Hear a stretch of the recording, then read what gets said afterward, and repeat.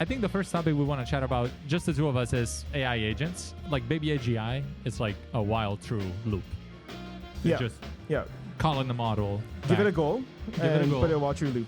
So AutoGPT has a bunch of tools embedded in it, and when I was running it, my scariest moment by far was that I asked it to research AI agents. This is like a very meta thing, asking an AI agent to research an AI agent. We're all getting a bit of a boost in what we can do, right? In both in terms of speed, but also in terms of skill of being able to figure things out. So, like in a year from now, are we all just going to be significantly better developers? Where we're not spending so much time on like validating a form input, and now that stuff is all swept under the rug because the robots take care of it. Like, what can we work on now that we have these new superpowers?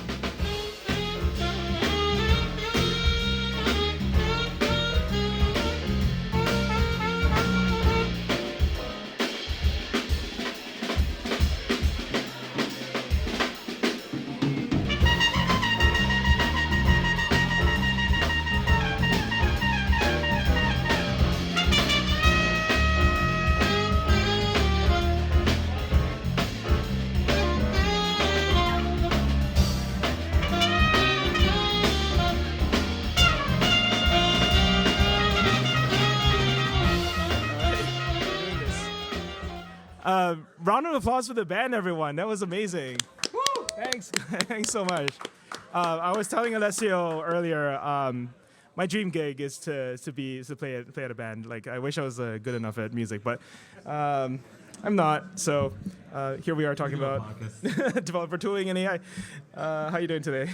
Yeah, doing good. This is the first ever live edition of Latent Space. Latent Space live. We have stickers. We have stickers Our on the first tables. Merch. They are our first ever. In 10 years, they'll be valuable. Today they're just cool. They're not valuable. But you can have as many as you want. We're live at the Boom Boom Room in the Fillmore District, San Francisco. I think this is definitely the first AI podcast hosted at the Boom Boom Room, and we're excited to be here. It's a very big day for us. We've been at the top of Hacker News for something like 12 hours. 30,000 people. Pretty big day, and now we're gonna make it. We're gonna up the stakes with our first real guest. It's true. Yeah. So what's the sequence? We're chatting. Okay. Yeah. All right. Welcome to a special live edition of the Latent Space Podcast. We're coming to you live from the Boom Boom Room in San Francisco's beautiful Fillmore District. We have videography right here. Hey, thank you so much to the open source guys. I saw Brian here before somewhere. I see a glass being raised in the back, so he might be here. Anything you need about enterprise insights about open source contributions, metrics. Obviously, Brian has been super involved in the open source world, and you can get some of those insight for yourself. So, open source the pizza, which apparently it's a real. I need to get a pizza. It's a real TLD. Is pineapple.pizza taken? Because No, this is a fundamental disagreement between the both of us. They banned that in Italy too. So Alessio is from Italy, pineapple.pizza. And I'm from Asia. And in us Asians, we really love pineapple on pizza. I had pizza with Alessio once, and I think he was offended. He wanted to break up. We got past it, but let's not bring it back up. I might change my mind. He's so traumatized. So usually when we do this, we're in a studio. It's not live. So the first thing we tell our guests is like, hey, if you mess it up, don't worry. We're going to edit it. We're going to cut it. You're going to sound great on it. This is the first time we do it live. So today, I think the first topic we want to chat about, just the two of us, is AI agents. I think everybody, AutoGPT is the fastest ever GitHub repo. Like, you don't need open source to see that. Everybody's using these things, but it's really hard to understand why they even work to a lot of people. So we wanted to break down what an agent stack looks like. Like, how do they think? How do they know? And then we're going to have Wes Bos on stage later. We're going to talk about how some of these technologies impact software development lifecycle. We're going to talk about normie devs, power devs. We're going to talk about a lot of cool stuff. But yeah, maybe you want to run through a quick big breakdown of the agent post that you had on the Latent Space and just talk about. Yeah, which is something I don't do a good job of. Like, basically, I write essays and then I don't talk about them.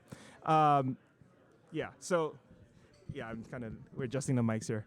Okay, this is good. Thank you. Eat the mic.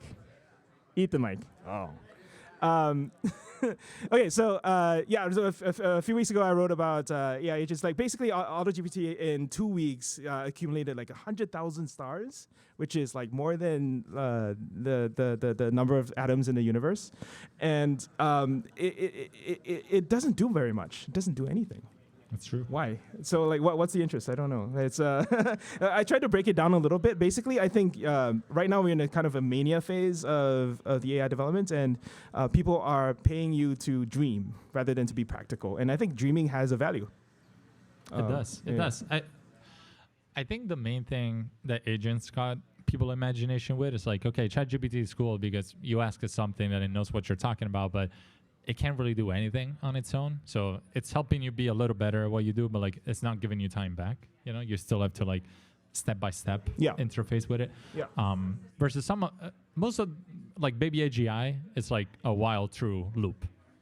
It's just calling the model. Give it a goal. Put it in a while true loop. And that was the main insight that I had. Like, apart from all the other, like having memory, using tools, all that stuff has been kind of figured out. The main thing that is new is putting in an infinite loop, but then also planning in a task queue, which is pretty fun because I used to work in an orchestration company that has planning and task queues and prioritization. But this is actually the biggest weak spot of GPT-4, which is that it doesn't do planning very well because it's only predicting the next token and the next token and the next token. Yeah, and it has limited window to actually remember things. But yeah, you can think of an agent as having 4 layers. So you have the compute layer, which everybody here is aware of, is like where these programs actually run. You got the knowledge layer. So these models know a lot. So Richard Feynman has this like famous quote where like everybody can have a PhD and still be an idiot. These models are kind of like that. Like they have a lot of knowledge. They know a lot of things, but they can't do anything on their own.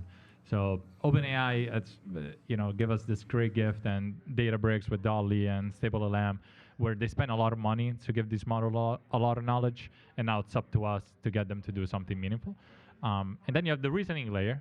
How do you actually make them think? So there's been all this innovation that are alchemy-like chain of thought reasoning for models. Like, turns out that if you just tell the model to think step by step, it performs better than if you don't. Which, think about in traditional programming. It's like if you wrote nicer function names, it works better. It just like doesn't work like that. So there has been one big shift. And then now what people are trying to figure out is like, how do you make it do things safely? So you might have seen demos of self-healing code, where like you can run code and like it breaks and the model can read the stack trace and like fix the code and run it again, which means you have to give it REPL access, which is super scary. And if you need to look up information on the internet, you need to give it internet access, which is also super scary. So what's most exciting is like, how do we go from some cool demos to actually making the stuff safe and repeatable and in production? Yeah.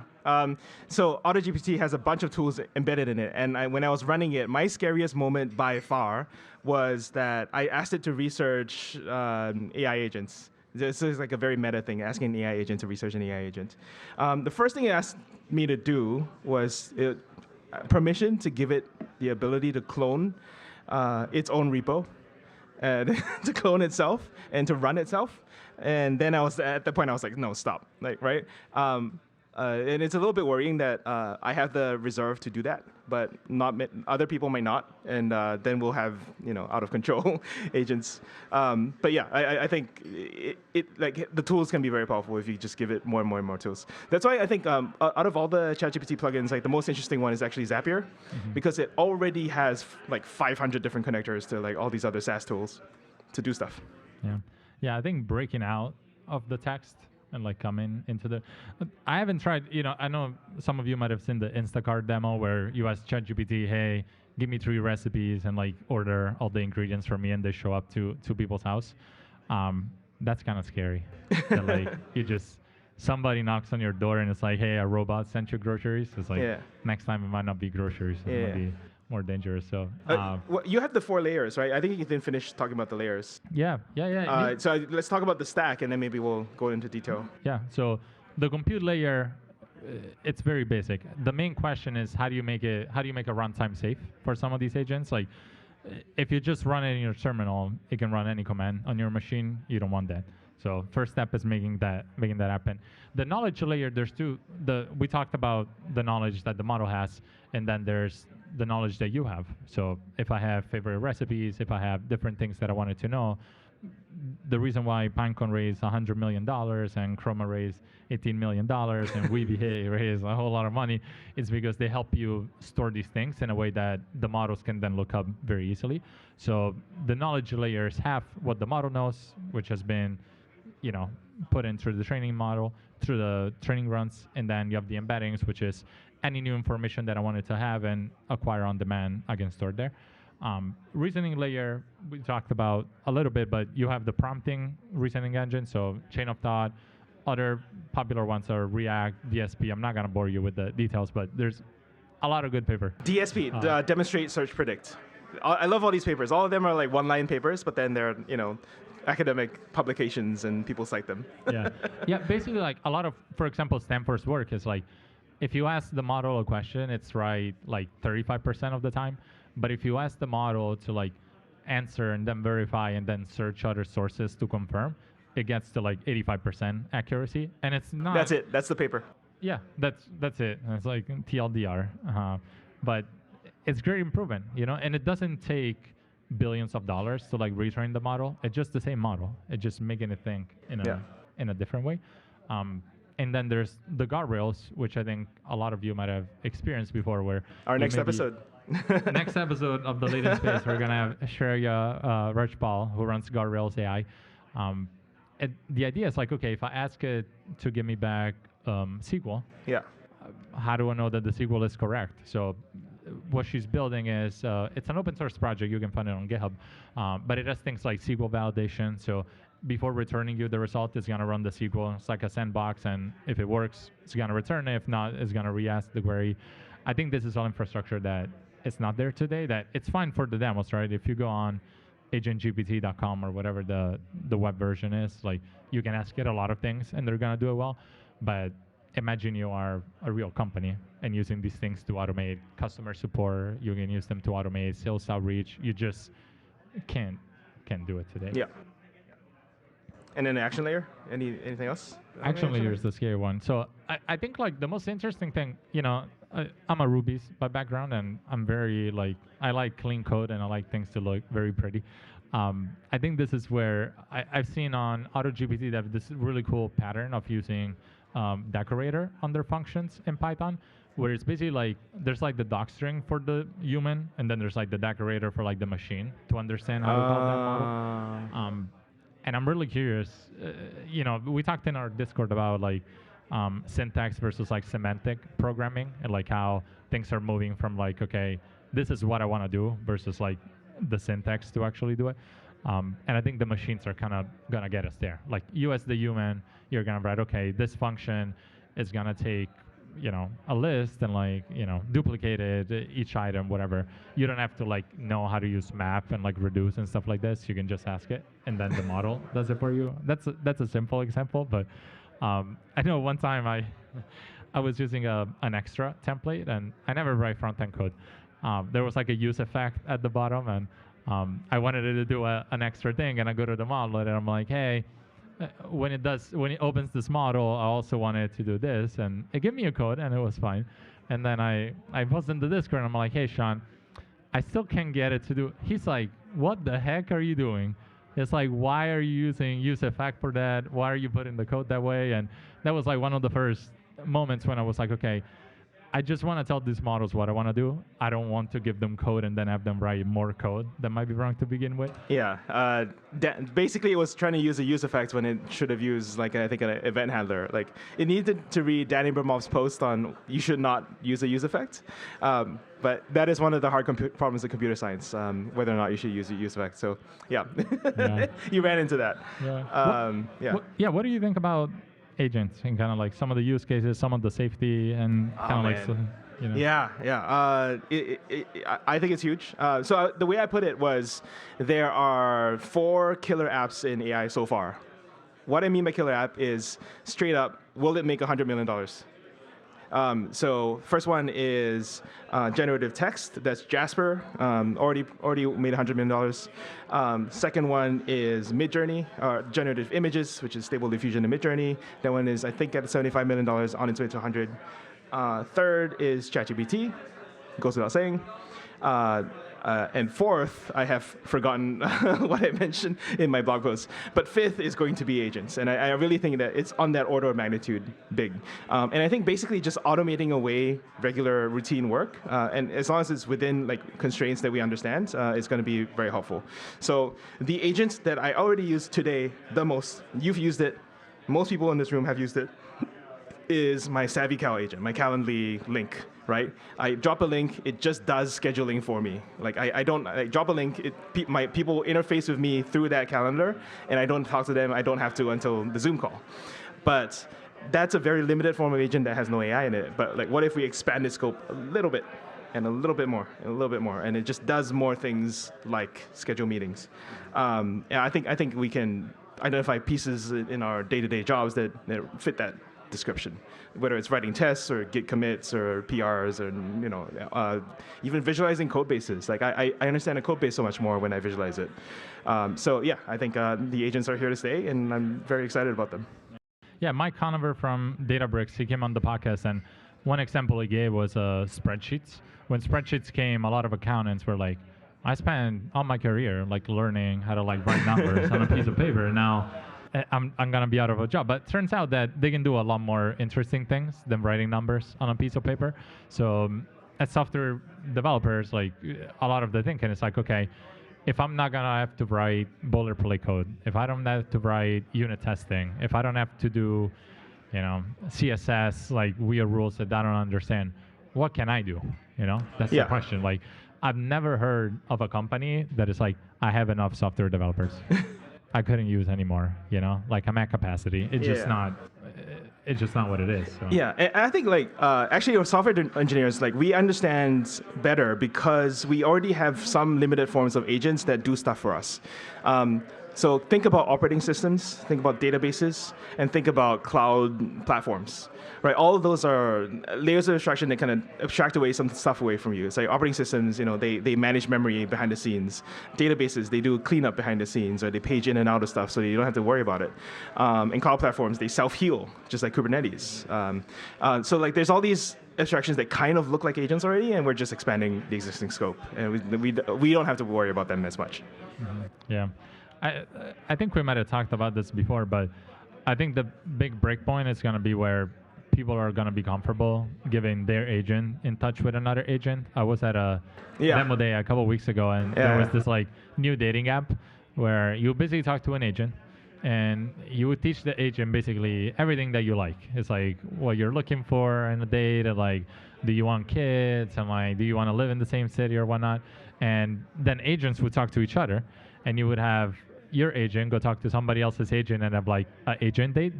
And then based on that conversation, it will figure out whether or not it will be a good fit, and you will get matched, and you would see the conversation that the agents had in your place. So I think, I do investing as well as my job, and part of it is like, you're negotiating terms with companies. It's like, at some point the agents are gonna do it, and like, I don't have to argue with founders about, do we need this term or that term? No, I just get my lawyer to do it with you. That sounds good. But I could see in the future, it's like, imagine a PM having an agent and like a developer having an agent, and the PM is like, okay, this is what we need to build, and the agent of the dev is like, okay, well, we got this stack depth here, and we got this here, it's like we can't really get this done, instead of like having to do a meeting. So I'm more optimistic. I'm like doing less of what I don't like, and less worried about the agent is gonna take my job, and the agent can't do the podcast yet, so we know that. So. Well, yeah, maybe we want time to talk to Wes to talk about whether agents will take away our podcasting jobs. Yeah. He's done 608 episodes. Maybe you want some. Oh my god. All right, Wes Bos of Syntax FM fame and a lot of other things.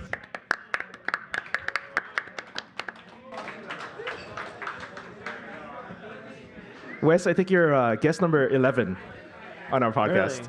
Really? How many guests have you had? You've had a lot. Not actually a lot of Not guests. actually a lot. It's mostly two of you. Like 50 something. Yeah. But we haven't been doing guests for the longest time, so yeah, not as many as you think. Yeah. Well, so welcome to the Latent Space Pod. Thank you. Where Thanks we talk for having about me all things AI. What are your feelings, and where would you like to go? Oh man, I'll run my mouth about anything, but I think the AI space is kind of interesting. Like maybe I should preface it with like I've got nothing to sell you. Yeah. I'm just like none of us have anything. Yeah.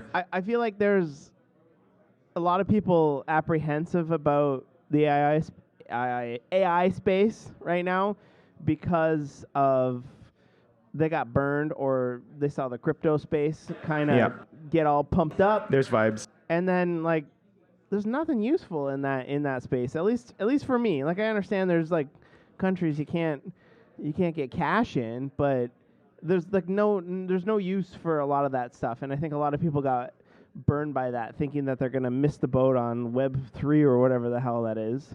So now that AI is coming around, like, oh gosh, those bros are stoked about this like AI thing now. Like, oh my gosh, we gotta ride this thing out again now. Everyone's talking about it, but like I literally couldn't care less about all the stuff, but I keep finding use cases for it in my day-to-day life, both as a developer as well as just like a regular ass human that uses stuff. And I can't help but think that if this is popping so much in the dev community right now, like where are we going to be in a couple of years from now? Yeah. When it starts making its way into plumbing. We're always early on things, right? Yeah. It's like Twitter started with developers, you know? Yeah. The tech scene is always first on the scene for a lot of stuff, and a lot of that stuff will flop. But I don't think that it's people are like, oh, it's all overhyped, you know? But there's certainly a lot of hype over it right now, but I don't know that it's overhyped. Well, so you're one of the most creative developers that I've ever seen with your little projects and stuff. Like, what are some most like favorite use cases that just are life changers that you would recommend as first projects? Yeah. What are they life changers? It's not even that. It's just like, oh my gosh, this is life changers. It's just like, oh, dang, that's handy. Like that's the stuff for me. Is like that's exactly what we said. Like, dang, that's handy. Like, oh, that's fast. Oh, that's nice. And like it started with Copilot. Okay. And like people are like, oh, don't trust the code that Copilot does because it's gonna wipe your hard drive. But like, it's awesome. Like it's really good. Yeah. The code that it writes is usually right. And like, of course you need to know like how to fix it if it doesn't work. Of course there's all those things, and of course you can find little examples of like people are always like, oh, look at the code that it popped out and it's awful and it's no good. That's a single example versus me using it 50 times a day and having zero issues with it.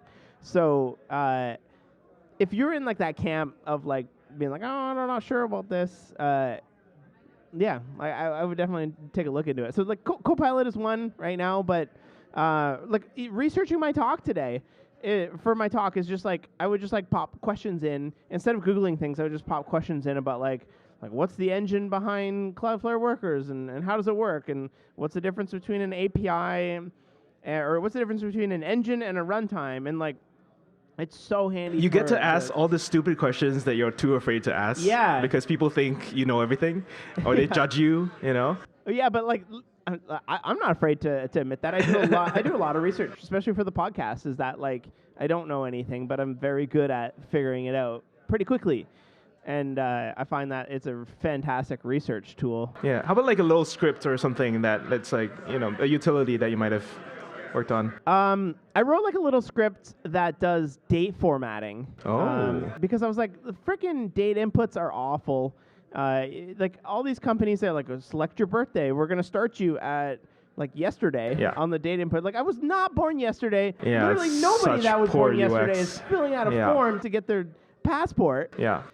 So why do you start it there? So like, I was like, I want an input where I just type in English the date I wanted, and then it gives me back month, day, year, month, whatever the format is. So I wrote like a little script that it takes in just plain text input and returns to you a very structured formatted date, which turned out to be kind of difficult because getting like ChatGPT is not a pure function. It's anything from it, right? So how do you get the robot to always give you like a reproducible result, right? Like how do you I know Midjourney has the idea of seeds and stuff like that, but we don't have that in a lot of the other things. So it took me probably like 50 back and forths to get a really good prompt, and I just had to feed it lots of really good examples as to like if it's unsure if it's day, month,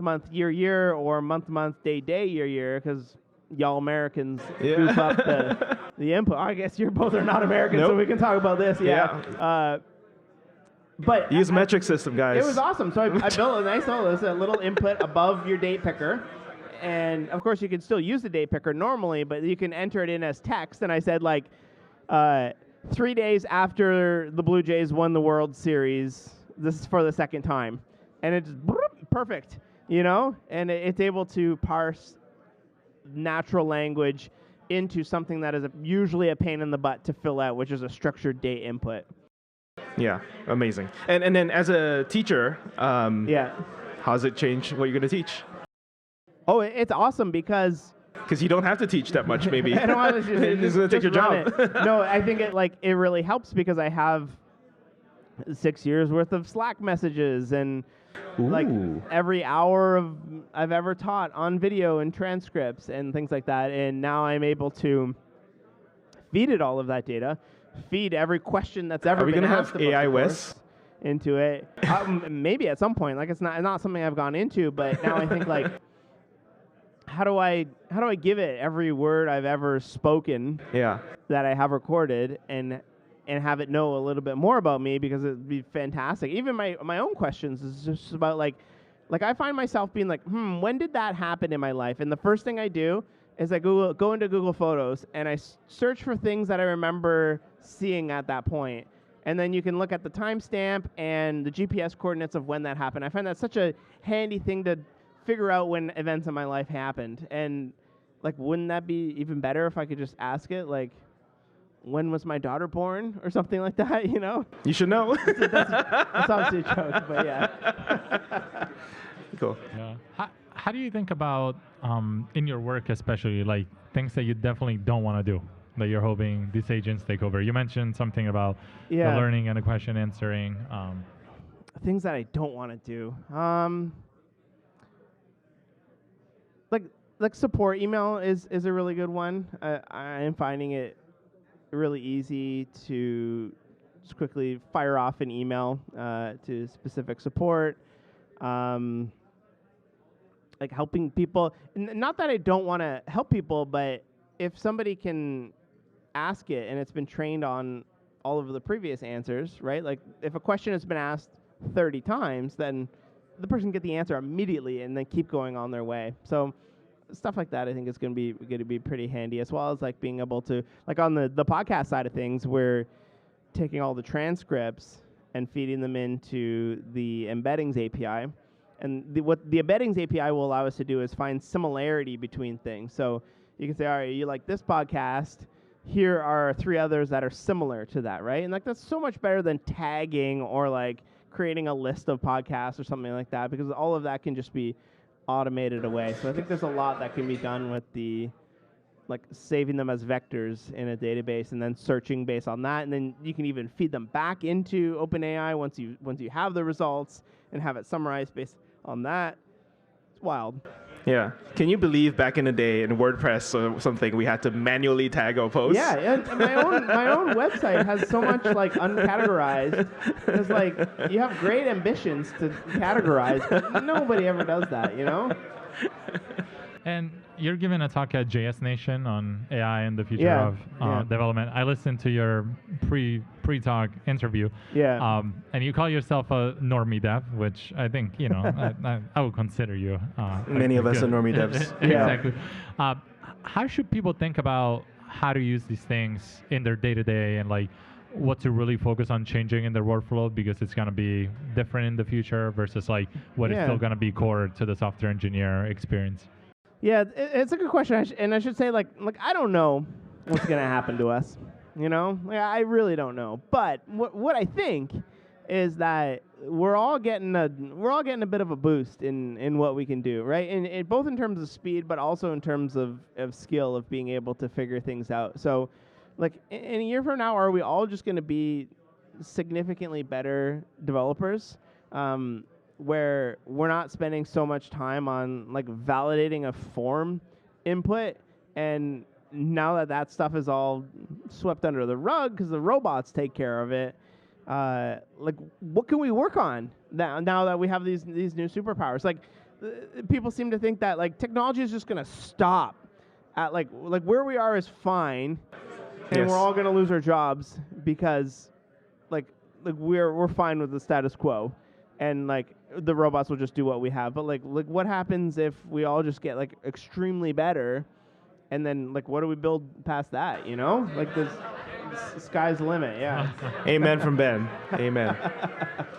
Anything else that you want to preview about your talk that the people here can think about? It's interesting. I'm still learning every day and just kind of. Well, we run an AI podcast. What do you want us to answer more, focus more on? What's on your mind as a question? I want to know like how do I train my own and get the GPT-4 quality out of it? You know, like how do I take everything I've ever written and pump it in instead of just like using the like embeddings? How do I just like put that into some sort of brain out there and be able to ask questions? You want to upload how do I train yourself. My own, you know? Yeah. So that's where I'm at right now. You got time for a PhD? You've got answers. Yeah. Well, that's the other thing about this stuff is that like everything I Google is written in this like shoddy Python, and like it's like we're in this weird space right now where it's like, all right, academics, like thanks for this whole AI thing. Now let's write it in JavaScript. Yeah, and run it in the browser maybe. Yeah, there's a web GPU. I don't know if you've. We'll try run anything in the browser. us devs, yeah. Yeah. Oh, it's a question from the audience. I think we'll take some. Yesterday, Chris Latner, who of LLVM and Swift fame, just launched his new language and company and compiler called Modular. And it's a superset of Python called Mojo, that is between 8 to 35,000 times faster than Python. Holy! Because it mixes Python with some type safety characteristics of Rust. I don't know if you guys have looked into it, but it's pretty fascinating. Yeah, I haven't seen it at all, but that stuff is pretty cool. It's always interesting to see the trade-off between languages like Rust that are obviously wicked fast and the approachability of JavaScript. Yeah, right? so you can lift and shift existing Python code into that new language, immediate speed up, and then add a few Rust-like features for a lot speed up. That's pretty cool. I think we'll probably see a lot more of that where whatever language we write will be turned into bytecode or something like that will run, because certainly there's an issue of how fast JavaScript can be. Yeah. So. Well, so I think you and I are like one of the few people in the world that like might be interested in this, but we'll see. So React is also kind of doing the same thing. It's imposing a new language semantics on top of an existing language. If you kind of view hooks as something like that, and async and concurrent React. There's rumor of a React script. I don't know if you've heard of this, but basically I think there's a lot of promise in taking existing patterns in a popular language and then doing your own custom language that is a language superset, but then you bake in boilerplatey keywords that do things that regular languages wouldn't. So, for example, like memoize is just like one word and it's just done for you. Yeah, that seems pretty cool. Like we'll see, right? Like there's been React script is coming. There's been lots of those types of languages that have never taken off. Yeah, but no, I love it. Let's do current events. Yeah, we'll take more questions. Like we never have an audience. Yeah, Ben, I don't know if we have time. One more. Sorry. You can shout it. You can come up to the mic. That's not a question. Yeah. That's- Yeah. Does anyone else have questions that you are burning that you want to talk about? You don't need questions. If not, don't want to put you in the spot either. I think another thing that we've been talking about a lot again, and the modular thing is a good point. Like, modular is faster because it goes down to like the hardware level a lot. It's like right now you're writing Python and you run it, but like you're not taking advantage of like what you can do in C++ and CUDA. Same with these things like Reactscript. It's like they're slower? Why do they exist? Because they're easier for developers to read. And I've just been thinking, I wrote back in January about the death of like the domain-specific language. Like, are we gonna have any if like none of us write code anymore? Yeah. That's the most interesting thing to me. I don't want to learn your library. I don't want to learn any. Why do companies like Airbyte and like Fivetran, like why do people love them? Because they don't want to learn how to integrate in a new system. And APIs. That's where all the value is, And with these models, you just give it the docs, and it's like, okay, you go figure out how I'm supposed to get this data. So I think the next generation of application, we're not going to be like, please let me pull data from X. It's going to be like, you can pull data from anywhere. It's like, the system will figure out how to get it out there for you. And same with UIs. Like, why do we decide the UI that the user has to use? You could have users say, hey, I want my UI to be a table, and I want these filters, and it should be good enough. Like, if you have a design system, like the application should be able to like become what you want it to be, and have, so like just-in-time rendering, so to speak. End user programming or ephemeral UIs. Sean Grove has a really nice demo that he did. Conjurer UI. Yeah, I think you can find it online if you want. Well, that's interesting. Yeah, I've tried making my own UI in Notion a few times and failed horribly with the like table view, but I think that'd be kind of cool to see what comes out of that. Cool. Well, I think that's going to be it for our live episode. Yeah, we got the band playing still after this, so give it up for them. Thank you all for coming. Thanks, Wes.